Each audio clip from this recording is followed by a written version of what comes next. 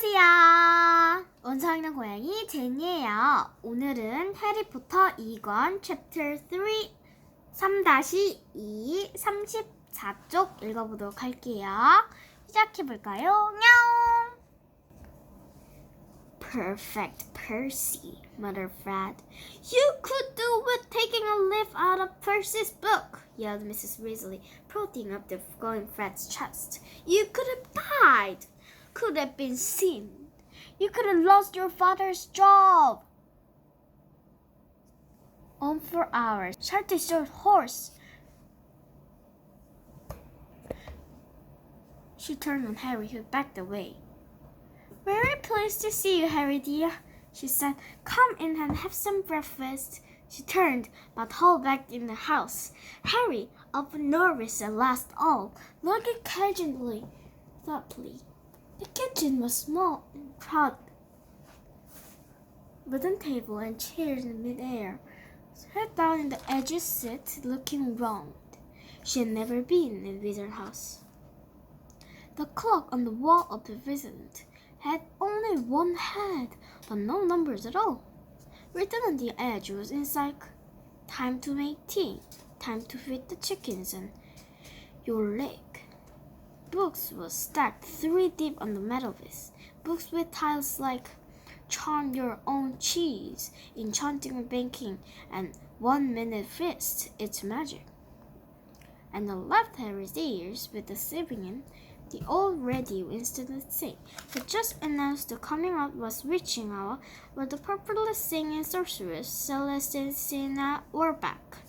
Mrs. Weasley was clattering around, cooking breakfast and little preservely, throwing dirty looks at her son as sausages from the frying pan. Every now and then she muttered things like, "Don't know what you think about it. Never would have believed."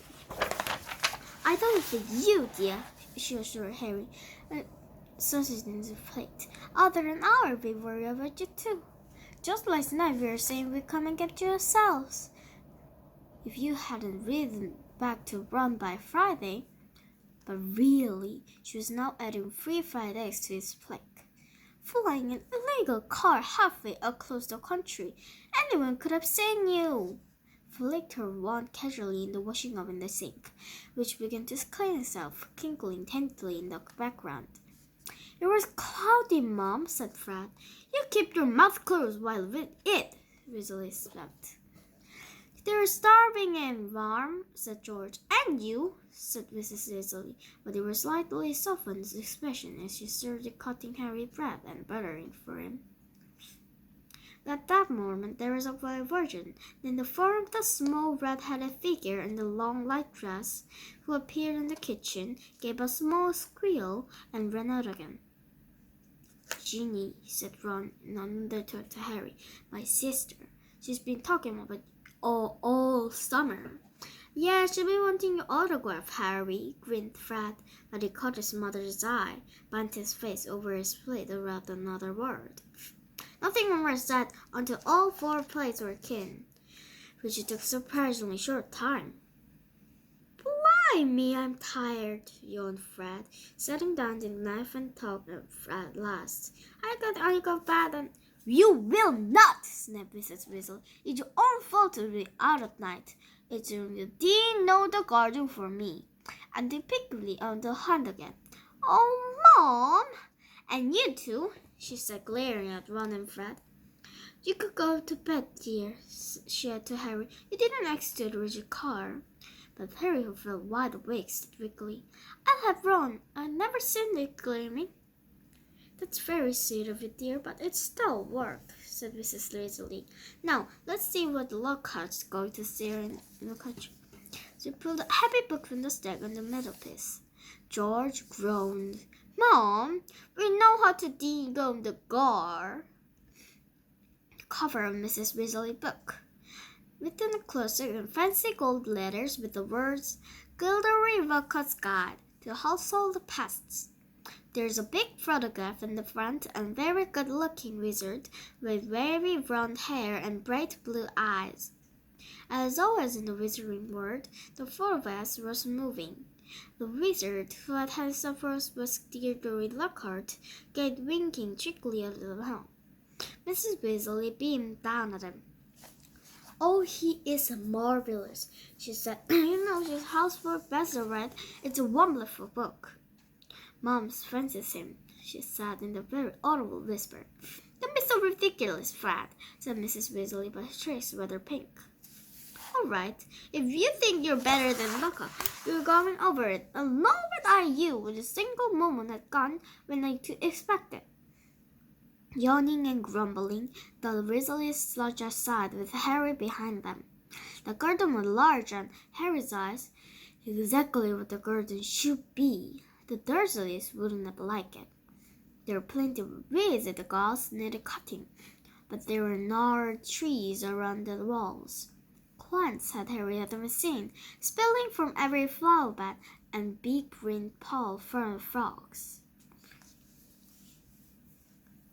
Muggles have garden gnomes, too, you know, Harry told Ron as they crossed the road. "Yeah, I saw this. I think are gnomes," said them. They dug on the fish pushes rubbish that felt like Christmas, like a fishing boat. There's a violent stuffing noise. The peony bush shuddered, and Ron straightened up. "This is a gnome," he said grimly. "Get off me! Get off me!" squealed the gnome. It was certainly nothing like Father Christmas. It was small and leathery looking, with a large knobbling bald head, exactly like a potato. Ron held it on Ron's legs as it kicked out at him with a horny little fit. He gasped around the ankles and turned it upside down. "This is what you have to do," he said. He raised the gnome above his head. "Get off me!" and started to swinging on great circles like a saw. Seeing the shocked look at Harry's face, Ron added, "It doesn't hurt them. You just gotta make them really dizzy so he can find their way to the gnome homes." He let go of the gnome's ankles. It flew 20 feet into the air and landed with a thud in the field over the hedge. "Pitiful," said Fred. "I let it get mine behind the thump." Harry learned quickly not to feel so sorry for the gnomes. He dropped the first when he cut off the hedge, but the gnome, sensing weakness, sank its razor-sharp teeth at Harry's finger, and he had a hard job shaking it off until— "Whoa, Harry, that must have been 50 feet!" The air was soon thick with flying gnomes. "See, there's not too bright," said George, seizing 5 or 6 gnomes at once. "The moment they know that the game is going on, they start on the route. Do you think that the nerve want to stay put?" Soon, a crowd of gnomes started walking away in the straggling line, in the little shoulder's punch. "They'll be back," said Ron, as they watched the gnomes disappear on the other side of the field. "They love it here. That's too soft for them. They think they're funny." Just then the front door slammed. "He's back," said George. "That's home." They hurried through the garden and back into the house. Mr. Weasley was asleep in the kitchen chair with his glasses off and eyes closed. He was a thin man, going bald. The little hair he had was as red as any of his children. He was wearing a long green robe between dusty and travel-wear. "What a night!" he mumbled to the teapot as they all sat down around him. 9 raids! 9! Then all Mom Dungus richer put the 50 house on me and a better to Mr. Dark Guard of 3 and sighed. "Find anything, Dad?" Fred eagerly. "Well, I got was shrinking door kiss and biting kettle," yawned Mrs. Weasley. "There's a pretty nasty stuff in the bottom like the farting though." Myrtle was talking around the questioning about the streaming old fritted. "But that's the coming up the splendid charms, thank goodness." "Why would anyone think of making door keys shrink?" said George. "They were just muggle baiting," said Mrs. Weasley. "So they keep shrinking to nothing till someone find it when they need it. Of course, it's very hard to convince anyone but no one will admit their key is shrinking. They seemed they were losing it. Bless them and do anything to know magic and was staring the face. I think I'd let the printed champion. We wouldn't believe. Like cars, for instance. Mrs. Weasley had disappeared, holding a long poker like a sword. Mr. Weasley's eyes jerked open. He stared guiltily at his wife. Cars, Lydia? Yes, Arthur, cars, said Mrs. Weasley, her eyes flashing. Imagine a wizard buying a rusty old car and telling his wife all he wanted to do was taking it apart to see how it works. But really, he was enchanting it to make it fly. Mr. Weasley blinked. Well, dear, I think you'll find it very quiet in the law to do that. Even if with darn it to tell us right the truth. There's a looper in the road you find. It's a looper that's talented to fly the car. The car couldn't fly. But an Arthur Weasley shot in the looper in the road that law, shouted Mr. Weasley, whose costume and fingering like all the muggle rubbish was shot. And for your information, Harry arrived this morning in the car you're wanting to hide. Eh? Weasley blinkly. Harry who? He looked around, saw Harry, and jumped. Good Lord, it is Harry Potter. Very pleased to meet you. Ron told us so much about. Your sons flew that car to Harry's house and blacked their night, said Mrs. Weasley. What have you got to say about that, eh? Oh, did you really? Said Mr. Weasley eagerly. Did it go right? I mean, he heard sparks flew from Mrs. Weasley's eyes. That was very wrong, boys. Very wrong indeed. Let's live into it, Ron muttered to Harry. Mrs. Weasley swelled like a ball drum. Come on, where's your bedroom? They straight to the edge and narrow passageway to uneven staircase with zigzag in the air in the house. On the third landing, the door stood ajar.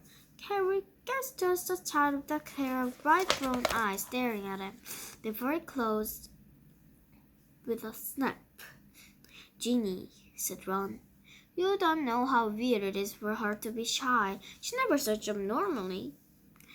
They climbed 2 more flights and reached the door with flaming paint with a small plaque saying Ronald's room.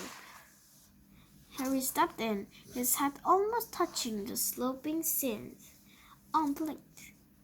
It was like walking into a furnace. Nearly everything in Ron's room seemed to be a violent shade of orange. The bedspread, the walls, even the ceiling. Then Harry realized that Ron had covered nearly every inch of the shabby wallpaper with portraits of the shameful witches and wizards, all wearing bright orange robes, carrying bustes, and waving an jacket. For Quidditch team, said Harry. The Chudley Cannons, said Ron, pointing at the orange bedspread, which was blazing with 2 giant black seas and a spitting cannonball. Night in the Lee. Ron's gold spare books was stacked untidily in the corner, next to a pile of comics, which all the series featured the adventure of Martin Mix and Mad Muggle. Ron's magic wand was lying on top of the fish tank on the frost floor in the windowsill, and next to his fat, gray rat Scabbard, who was snoozing in the passive sun. Harry stepped over the pack of self-suffering cake cards on the floor and looked out in the tiny window. In the field far below, they could see a gang of glooms slinking one by one back through the Weasley's hedge. Then he turned a little look at Ron, who was watching him almost nervously as they ran into P. Altinian.